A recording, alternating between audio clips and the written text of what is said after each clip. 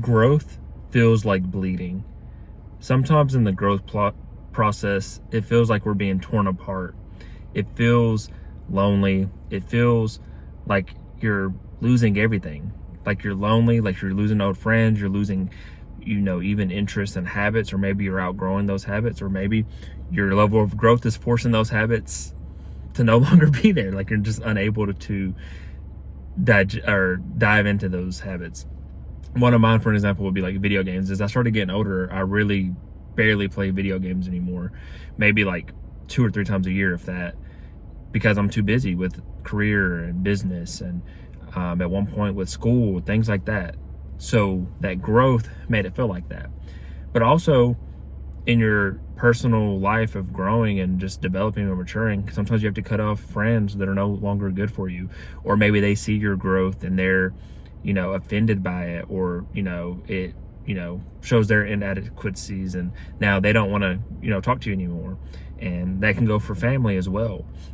But sometimes it's getting out of your comfort zone and growing, and not settling and not doing the things that bring you comfort and bring you peace all the time, which comfort zones are our worst version of ourselves. So growth can hurt. It can feel like you're bleeding. It can feel like you're losing, but it only feels like you're losing in the moment because you're leveling up. And when you level up, you're going to be gaining. You're going to gain new intelligence. You're going to gain more mindset. You're going to gain more money, more, probably a better network, a group of friends, a better family, things like that, or a more close-knit family, or maybe you create your own family. So there's still a lot to gain through it. So don't see it as just a loss. See it as slimming up, as leaning up and getting rid of the extra fat of your life that you don't really need. Sometimes growth requires shedding some things. Animals shed. They shed fur for a new fur coat.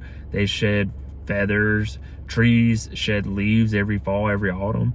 So there's times where you have to let things go, fall down, get out of you, get rid of it in order to add more and have more and get more. So while growth can hurt, physically, mentally, spiritually, financially, it can hurt in all ways. Because spiritually, you're going to have your faith tested a lot, which comes with a lot of pain. Mentally, studying and learning something new, sometimes you can get that exhaust of just mental overload. Physically, go to the gym, you're trying to put on more muscle or lose fat, that's a battle. So there's a lot of pain, but you have to know that pain is weakness leaving the body, and pain means new good things are coming, more of something good, more muscle, more money, better relationships, more love, things like that. And stop looking at it so much as a negative. Stop looking at it so much as like you're dying. You're not actually dying. You're basically becoming and renewing your life and leveling up. That's what it really is. That's what it really comes down to. And you just have to remind yourself that. So I'm not even going to say tell yourself that, because you're not trying to trick yourself into it. You're not trying to lie to yourself. You're literally just needing the reminder that, okay, this is good. If it scares you, it grows you. Any of these things are good. These are good things, but we're so used to not doing anything that we're scared of, not doing anything that brings us fear, not doing anything that pushes us out of our comfort zone, not doing anything that costs us a little extra effort, not doing anything that makes us feel uneasy. Like, we're so used to playing to our weaknesses and playing to our smaller version of ourselves and trying to fit in and trying to do what doesn't stir up the pot, or stir up society or anything like that. But the things that we really want and desire, or say we do, or deep down we do, it takes getting out of your comfort zone. It takes growth. It takes doing things that you're afraid to do, but doing them anyway, and being courageous. And that's just truth.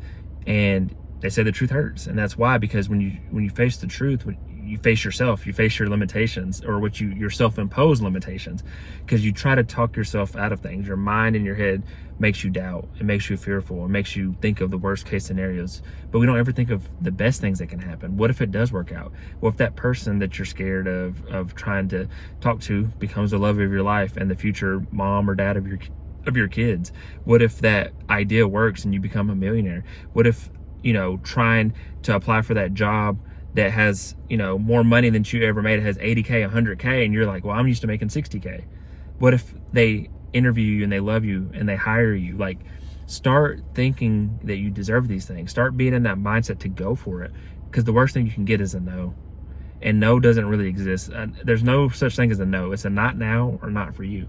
So one day it will be yours, or it never was meant to be yours. And that means there's something better, something that's a better suited for you, whether it's a person, a job, an environment, a city, a car, whatever you want to put.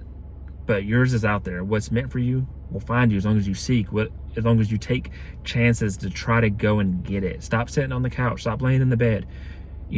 Go give your life a chance. Go try to get the life you want, and you'll ultimately get it.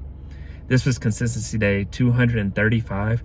If you got something out of this message, I encourage you to like, share, comment, and subscribe, and follow along. But other than that, I wish you all peace and blessings on the journey.